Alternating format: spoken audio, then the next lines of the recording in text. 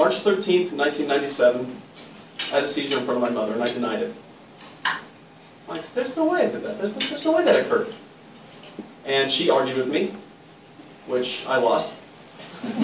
And she called the one person who's always been able to pretty much tell me what to do when I do it, and that's my oldest sister.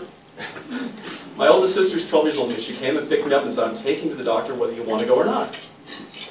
And I fought it the whole way, but she won. And my first seizure happened earlier that morning, that afternoon, in front of the doctor. I had my second seizure. When I came to, my sister was in tears, and that broke my heart.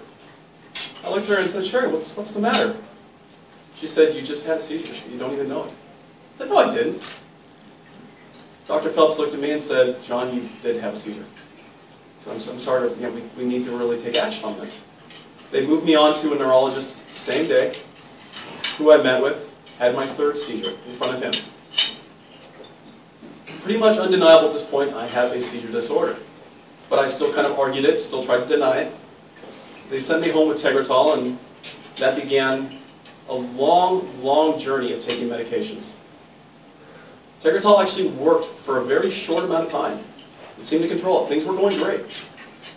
They actually gave me back my driver's license after 6 months of being seizure-free. Got to drive for a while. And then one morning on the way to college, on the way to take a couple of tests, I woke up upside down in my truck. And I don't know how I got there. I decided I fell asleep. It seemed to be the only excuse that worked for me. It seemed to be the only excuse. I'm like, hey, obviously it wasn't a seizure, right? I fell asleep.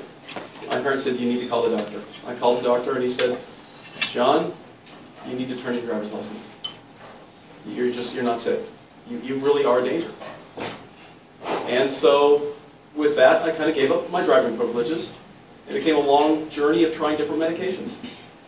They work for a short amount of time, or not at all.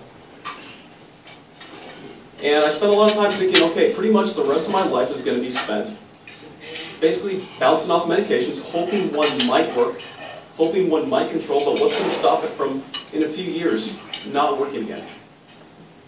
Got a call from that sister I was talking about, Sherry, one day. She called me and said, you know, a guy at work brought me an article, and I think you should read it. It was an article about ERSA, which was the early randomized seizure testing that Sandy was talking about here momentarily ago. And she said, you know, take it to your doctor, see what he has to say. I took it into my neurologist, and he said, you know what? He says, I'm from Canada. He says, I know this procedure, and I think you should call. So I called, got a hold of Sandy. After a few minutes on the phone with her, she said, you know, you're pretty much really what we're looking for.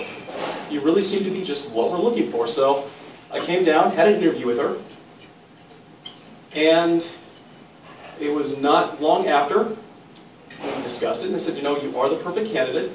We'd love to get you into this program. Had me fill out a bunch of consent forms. I talked over with my parents, spent a lot of time praying. Definitely asking God, do I really want to do this? We went to council, talked to the pastor at church. He says, yeah, I think you should do it, actually. And so I went ahead and said, yes, I'll do this. I'll give this a shot. Now, my secret hope was that I was going to get randomly selected into the surgical arm and be done and over with it in a short amount of time. As fate would have it, I was randomized into the medicinal arm. And I was actually, I even think I told Sandy at the time I was rather disappointed. Because I'd already been on several medications and I was not looking forward to 2 years of having lots of medications thrown through me. Was not excited, but you know what? I was willing to do it. She said, well, at the end of 2 years, you will have the option to come in and have surgery. So I was pretty excited about it. And at the same time, it still was going to be 2 more years of not driving. And so I agreed. And during this time, not only not been driving, I had to drop out of college. I couldn't get to and from anymore. Basically, I walked everywhere I went, or had to rely on friends and family from church to pick me up, which God bless them for doing that. I can definitely say that without my friends and family, it would have been a lot worse than it was, but still, dating was pretty much out of the question. Because it's one of those really tough things you try and break to someone. It's like, by the way, if I kind of disappear during our conversation tonight, maybe you should know. I've got a seizure disorder. And it just definitely seems to be a turn-off. So I spent I spent several years pretty much kind of hiding in my house, and which can be pretty depressing after a while. Not being able to go places. Friends would call me, invite me places, offer to pick me up, but self-consciously, I'd want to go but would choose not to. So I spent 2 years being tested on, oh goodness, several medications, different variations, okay, well let's try upping this one but dropping this one. And one thing I'll say about seizure medications, they do some gnarly stuff. Everything from dizziness, drowsiness, weight gain, kidney stones, weight gain, weight loss. The weight loss was kind of cool. I was pretty happy about that one. Kidney stone, I could have done without that one. That was not so fun. But I went ahead and endured for the 2 years, persevered through that, with obviously the help of my friends and family yet again, and Sandy was very, very encouraging. And my last seizure was March 15th of 2006. The next morning, got up real early, came down to UCLA. I don't remember the doctor giving me the injection, but I do remember waking up. And it's kind of funny because literally almost 9 years to the day of when I was diagnosed with epilepsy, 9 years later I was seizure-free. It was literally 2 days short of being to the day.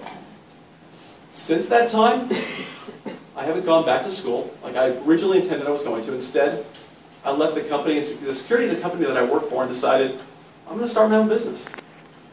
The dating thing has definitely changed.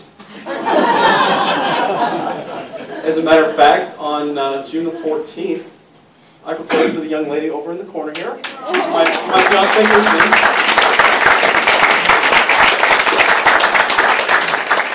We will be getting married in April.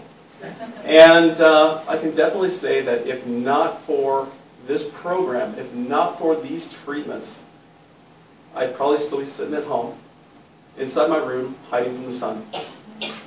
But thankfully, through this program, you can literally basically said that I'm, to a degree, born again. I have new life, and I'm able to go out and do so many things that seem like they were gone, from driving to just being comfortable in public. So, thank you.